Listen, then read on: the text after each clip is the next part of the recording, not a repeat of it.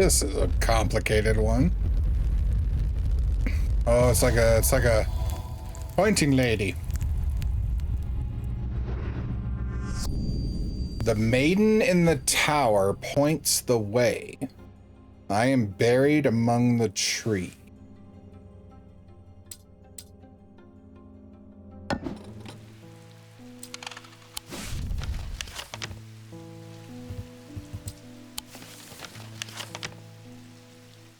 Maiden in the tower.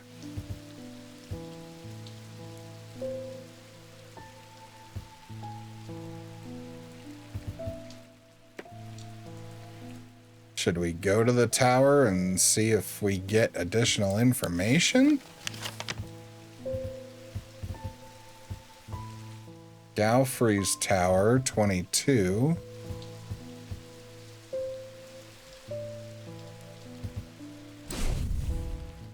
Maiden in the tower points the way. I am buried amongst the trees.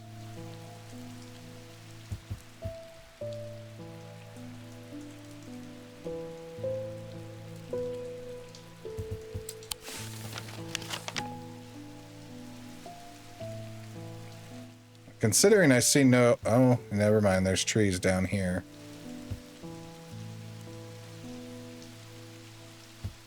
I guess there could be trees in a courtyard. I don't know. I feel stronger that it probably has something to do with this tower. This kind of looks like it's pointing, right?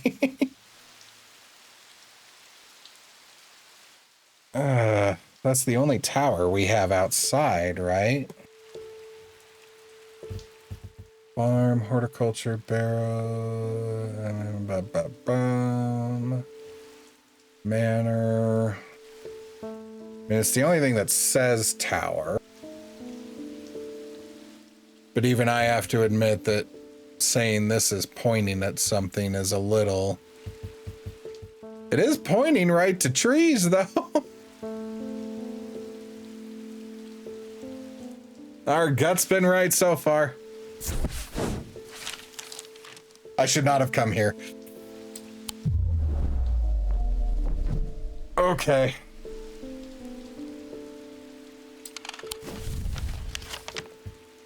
I'm gonna click on the tower. I climb the narrow, winding stair to the top of the tower and am rewarded with views across Lake Undermere. I am not alone in the tower. Standing in the center of the circular platform is a statue of a young woman, the maiden.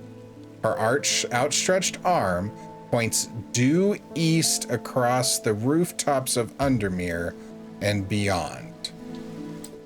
Due east.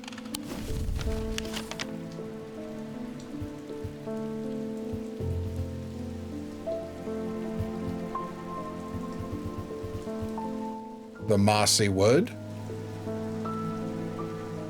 That is exactly east.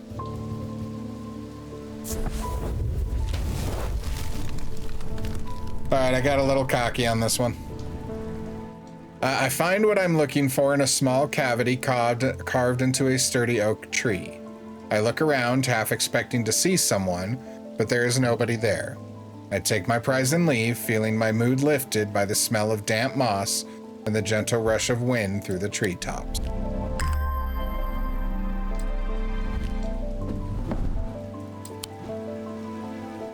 All right, we're gonna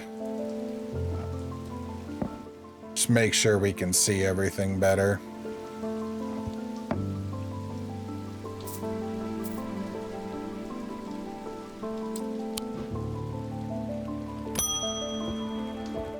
Hey, Verona. I walked up the beck a mile or so in the cold and wet yesterday and found a section with a handful of dead fish floating in it. Belly up and blackened they were. I'm not sure what to make of it, but I don't like it. I'm on my way to Calgath Hall now. I spoke to Dr. Robertson earlier, and she said the two women they found there are still in the same state as the others, in a trance and eyes all black. Before I go, Anna Bryant asked me to drop this off. Which one was Anna Bryant?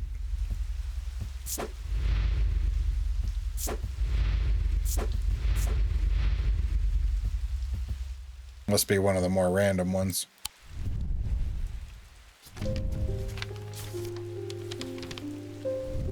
When we were kids, we used to explore an abandoned house on the lakefront. We'd take a boat out to the northern tip of Naylor Island and row across from there. You know the one I'm talking about. Second from the left in the row of 4. I found myself outside its door 3 days ago, and I went inside for old time's sake. I wish I hadn't. It always had an ominous feel to it. It has taken me the last 3 days to summon the courage to write this letter, but I think it's better you see for yourself what's there. Yours in faith, Anna Bryant. Okay, so we take a boat out from the northern tip of Naylor Island. Naylor Island, northern tip. Hey, we were just over here. Row across from there. You know the one I'm talking about.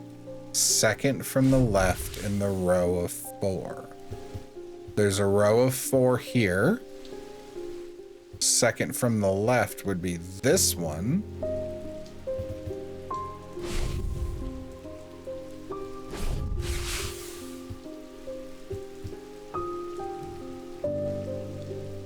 I think we just click it. I'm bothered that it's 2. I wish I was just clicking on this one, but I don't know exactly what I was expecting to find. Anna's letter was quite vague after all, but I certainly wasn't prepared for this. In an alcove of the house, peering out through loose mortar and crumbling brick, is a macabre shrine of sorts. The skull of a stag is mounted above the opening, its antlers smeared with a dark red substance, and large melted candles pool out onto the wooden floor on either side. Kind of looks like this. Like our setup. In the center of the altar, there is a small iron chest rusted and fused to the floor. It's clear that it has been here for a long time. I do not see any hinge or keyhole or any way of opening it at all. But after a while, I notice an inscription that simply says, I open at the end. No, I open to the voice. I open to the voice.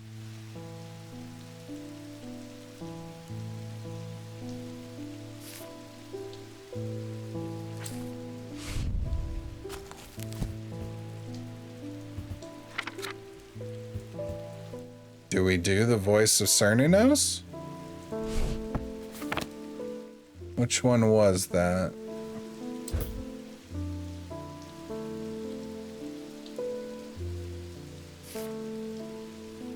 I mean, we have to try.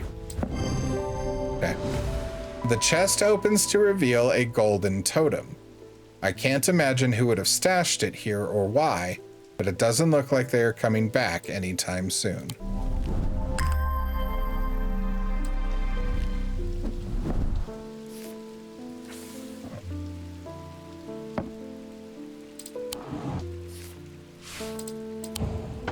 Okay, let's keep going with our customers. Lester Crowley. I apologize if this inquisition is an imposition to your disposition. It is not my intention to bring your attention a matter of contention. All right, I'm calling this guy Killer B. I have an inclination to perform an incantation of flirtation. For your part, a leaden heart of the thematic art. All right, so we need a lead heart. I like this guy. We're gonna get you the finest. Nope. We're gonna get you the finest lead heart we have. These items depict the god Cernunnos in his non-human form. They are heavier than they look due to a core of lead hidden by a more modest exterior. They are said to kindle romantic interest and are sometimes given as wedding gifts. All right, so Cernunnos is the pagan god, depicted as a man with the antlers of a stag. So its non-human form you would think is a stag then, right?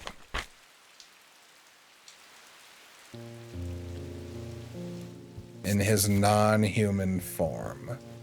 Let's just see what this one says. Eyes of Cernunnos are hard to come by. Okay. So I'm immediately thinking this.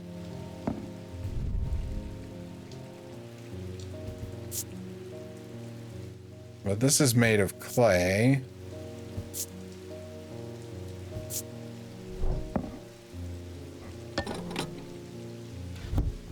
But it's heavy.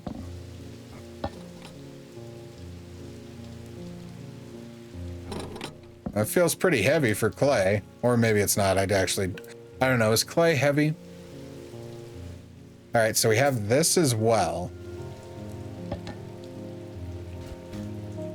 And this was made of bronze, right?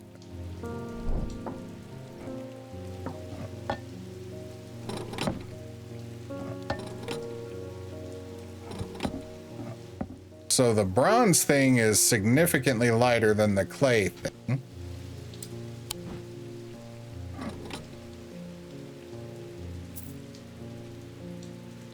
I think we go with this. I don't know what else would resemble Cernunnos in his non-human form.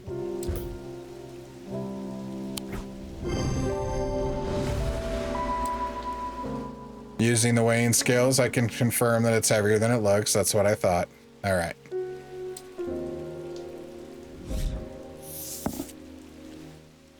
Corvin's Might for later.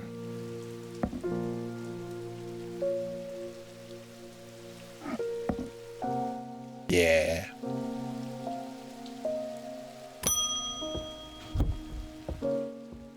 Angus Eaton. Oh, you're not Eli. Who told you? I'm returning an item he asked me to repair. The mechanism was mangled, but I've replaced all the springs and given it a clean. Good as new.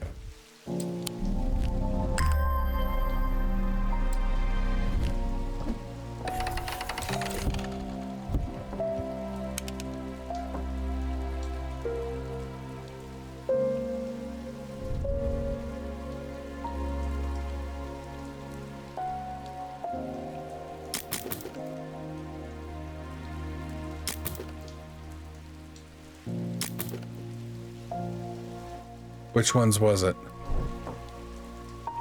Bottom. Okay.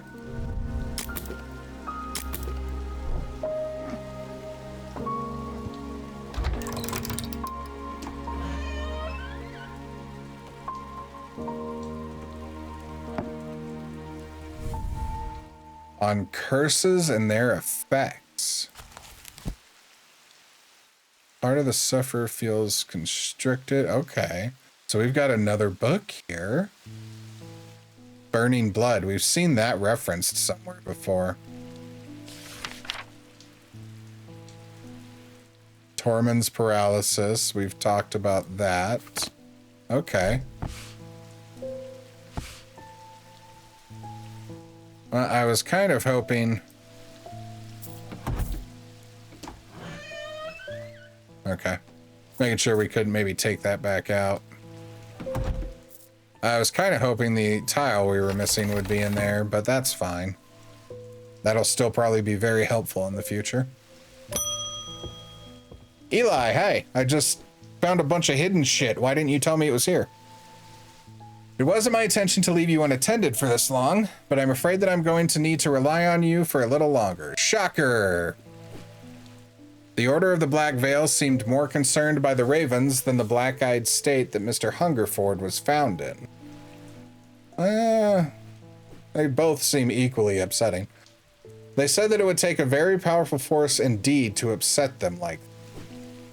Unfortunately, they either weren't able or weren't willing to talk any further on the subject. I was hoping to avoid it, but I must go to Oxford and the Bodleian Library. I will be gone for the next few days at least, perhaps longer, but you seem to be handling yourself well here. Yeah, you don't need to come back, bro. I'm good. I do not see eye to eye with the head of collections at Bodleian, but I do know that he takes an interest in horticulture. I will take him a Scythian charm to smooth things over between us. That's one of the newer things we've gotten pages for.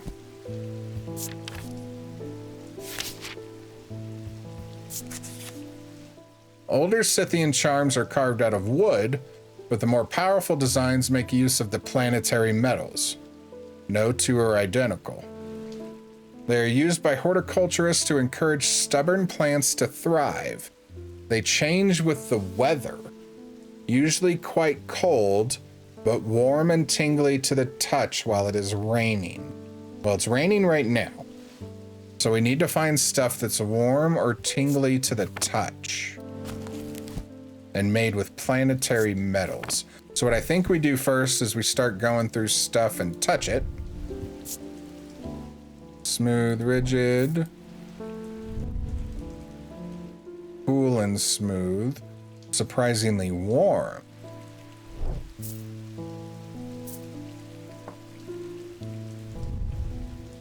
Warm and smooth.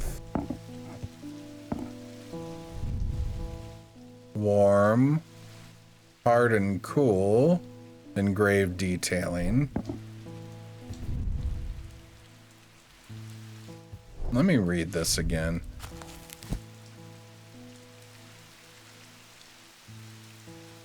They change with the weather, but warm and tingly to the touch while it's raining. All right, so let's get rid of anything that's not just completely warm. Weathered, raised detailing. Nothing about temperature there. Warm and vibrating with energy.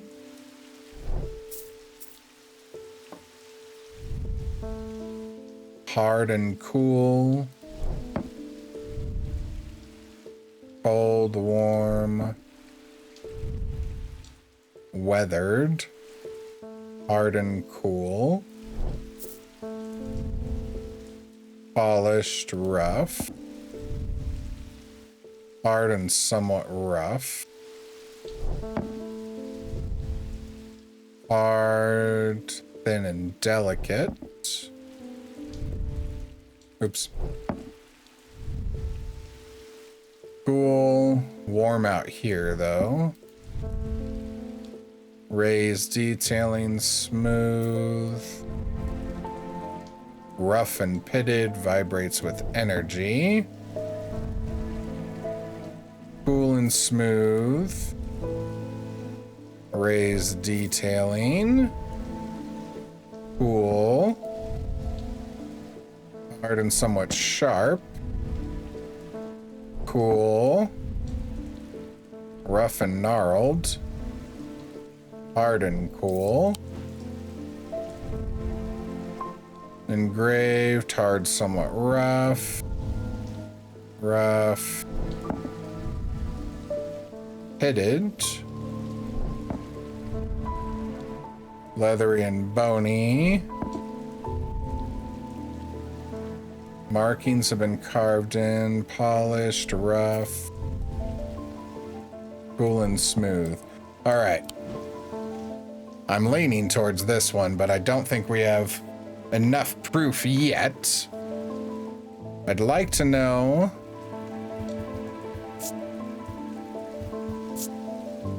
light pink gemstone.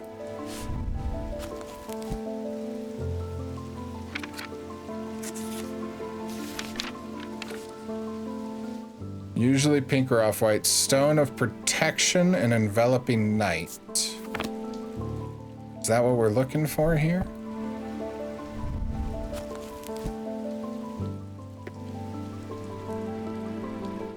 I don't think this is for protection.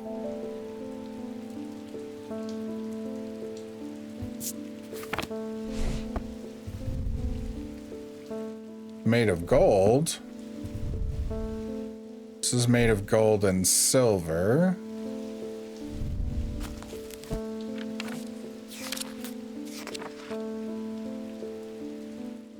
So the sun and moon.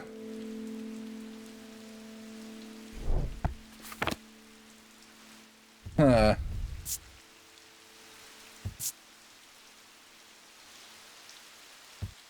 Nothing on inner perception here.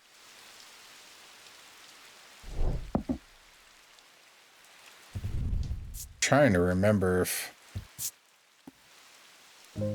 this said something else when it wasn't raining.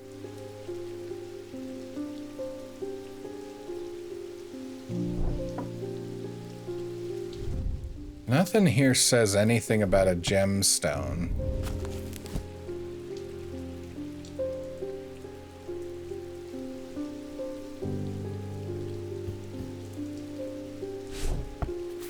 Yeah, let's go for it.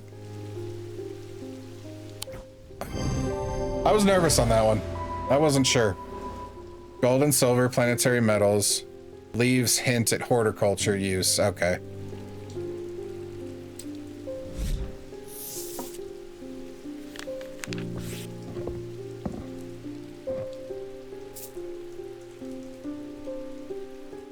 All right. Yeah, my storage is almost full already. Hi, Francesca. I'm at a loss with these patients. They aren't responding to anything I've tried so far, and I haven't been able to find anything in the literature that fits their symptoms. I am finding that they become violent if they aren't restrained, and they are always trying to leave.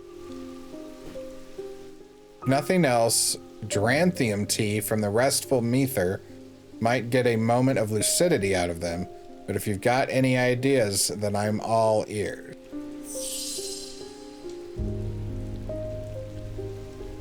Let's see what these are. Restful Mether. Mether's a thaumaturge's link to the inner mind. A hot tea made from the Dranthium plant is drunk from them, taking on different properties depending upon the type of Mether. This particular type can be used to enter a meditative state and bypass the rush and clutter of consciousness, promoting clarity of thought. Or the Witch's Finger. Witch's fingers are said to be severed digits of the witches of Undermere. They are capable of inflicting intense pain, but the goal is supposedly purification of the body. A most unpleasant experience, but a last resort that has cursed some and finished off others. Well, I mean, these are the witch's fingers, right?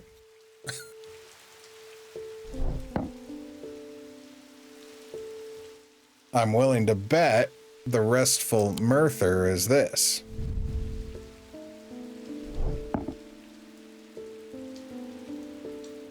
The question is, what do we want to give her?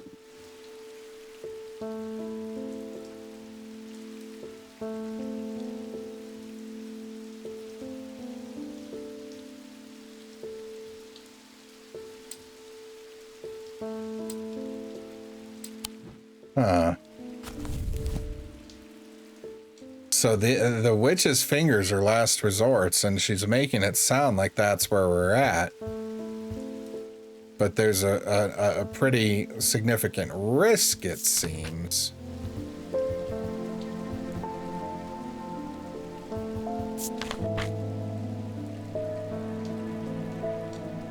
Particular type can be used to enter a meditative state and bypass the rush and clutter of consciousness, promoting clarity of thought.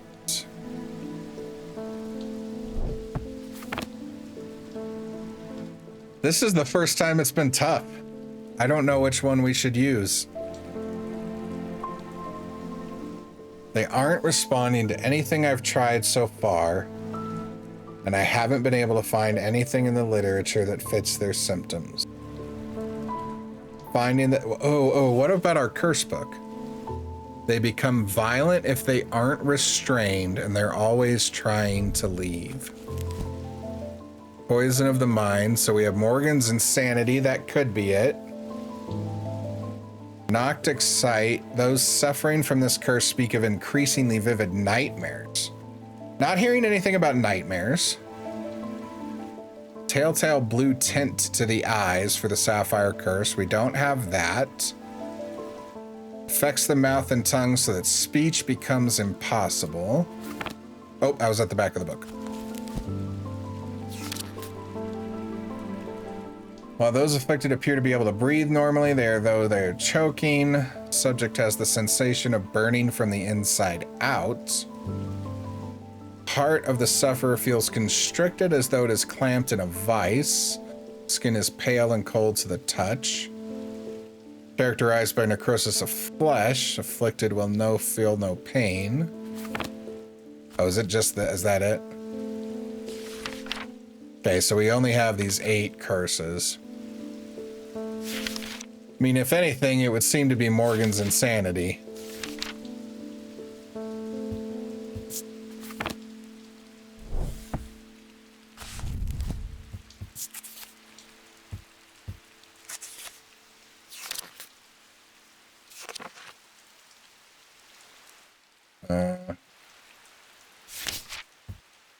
Nothing in the book, though.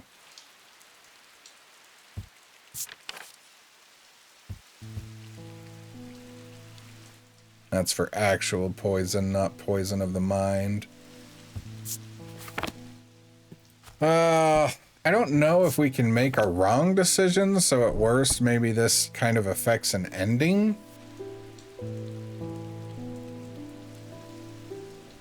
Violent if, was there something else? Violent if they aren't restrained and always trying to leave. Don't feel like that matches any of our curses.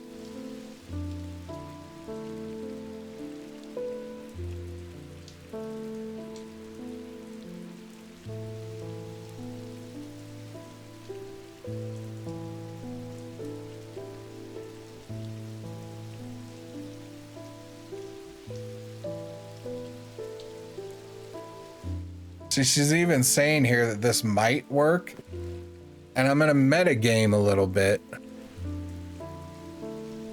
because we found the witch's fingers, right? Doing something else. So maybe since that's the option, we might not have, although we found the damn pot somewhere else too, didn't we?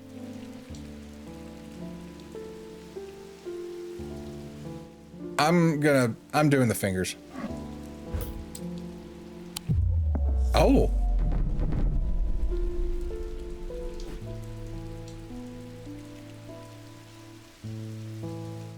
I have made a mistake.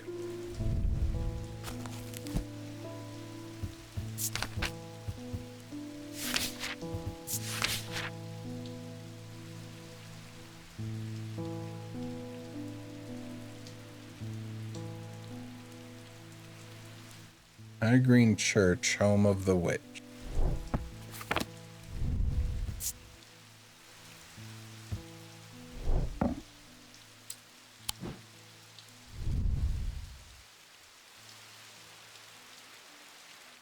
I guess it could be this.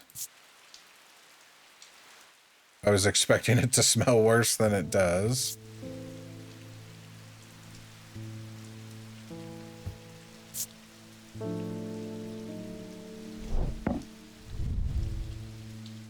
Leathery.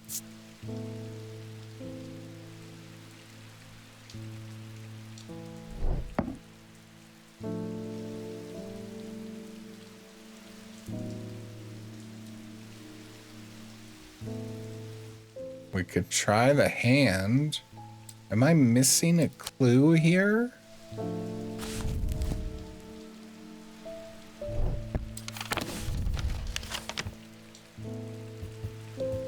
We could try going to the church real quick. The church is old and the roof is in need of repairs. Moss and lichen add splashes of color to the otherwise gray exterior. I wander round to the back of the church where an old yew tree stands. Its gnarled branches scratch gently against faded gravestones in the breeze. The pastor strays into my moment of quiet reflection and imparts some local lore. The tree is known as the Witch of High Green Church, and there are those that believe it to have unnatural powers. While the tree lives, the witch's fingers cut from its limbs are alleged to provide healing through pain.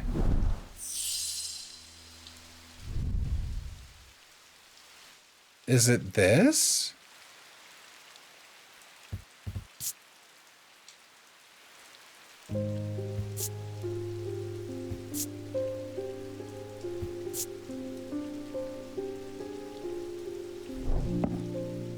I think it might be this. What are these symbols? The moon, square with exit. Okay, let's see if we can find that symbol.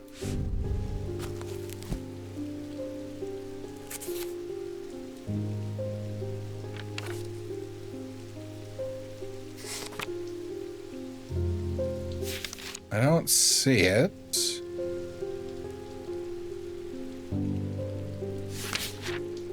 Perhaps it's a combination of symbols.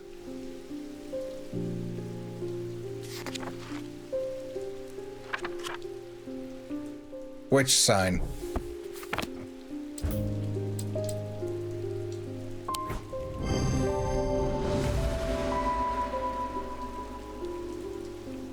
All right.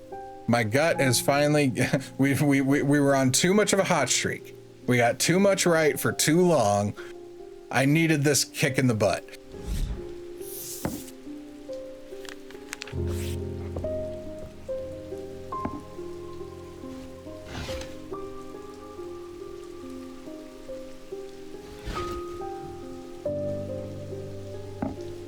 I don't like that any better. All right, we're gonna have to start using more.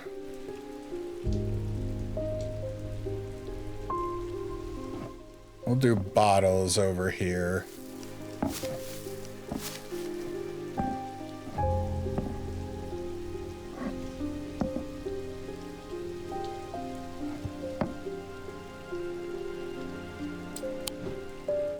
Okay.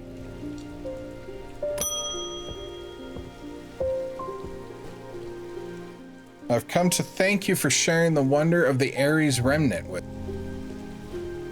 It has changed my life.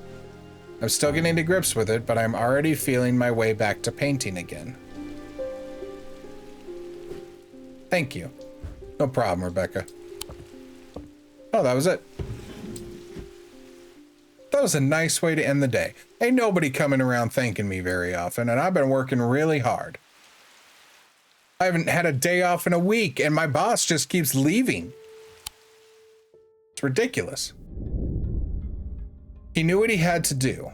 Without hesitating, he took hold of his diverging hook and used it to cut away the infected part of his mind before it could spread and consume him entirely.